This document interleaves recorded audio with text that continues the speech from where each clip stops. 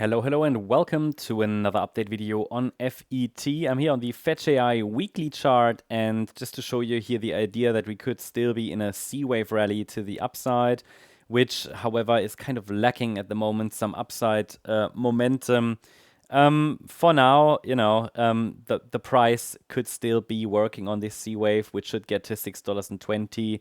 However, as I said to you before, this chart has some problems, and the condition is clearly that the April low holds.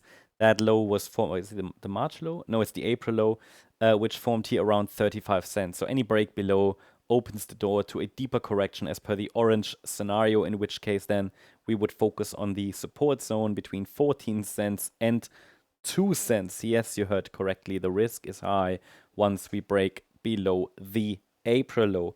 But as long as we're holding above the April low, the focus can be on higher prices in a potential fifth wave to the upside, because that's the thesis, that this fifth wave of wave C has started. But obviously, that thesis will have to be revised if we break below the April low.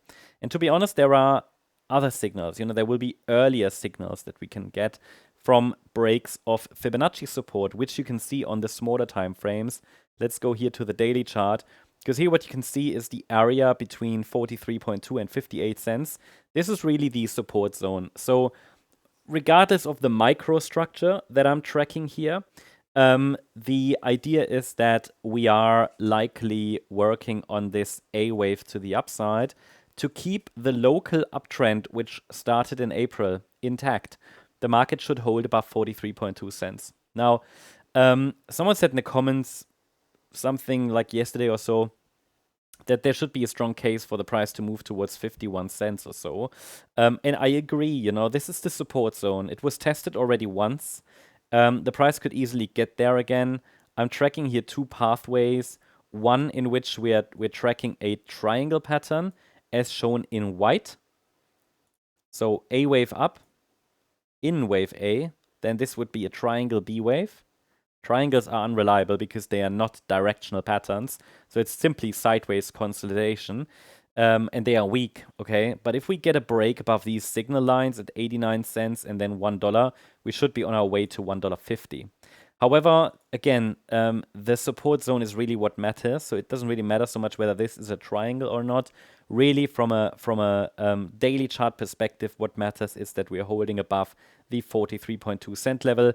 Another support level is at 51.6 cents, and these could easily be tested. These are the defined parameters, okay?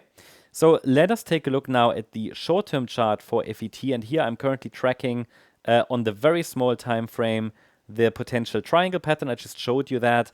Here you can see much more detail, obviously. And there is, obviously, this support zone I just shared with you, 51 cents, 43 cents, but there is even a smaller degree support zone above, but that is only really relevant here on the 1 hour chart. Nobody on the daily chart cares about this support zone.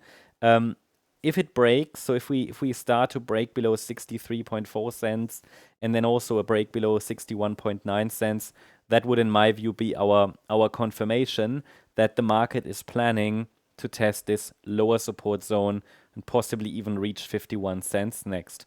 For now, the focus is on whether the bulls can show up here and start the next leg up, but that would all be part of a triangle. So I would treat all of this movement here literally as noise until we finally get a break above 89 cents. That's the update on FET. I hope you liked the update. If you did, please hit the like button, leave a comment, and subscribe. And if you really like the content, then please check out the channel membership. Thank you very much. Bye-bye.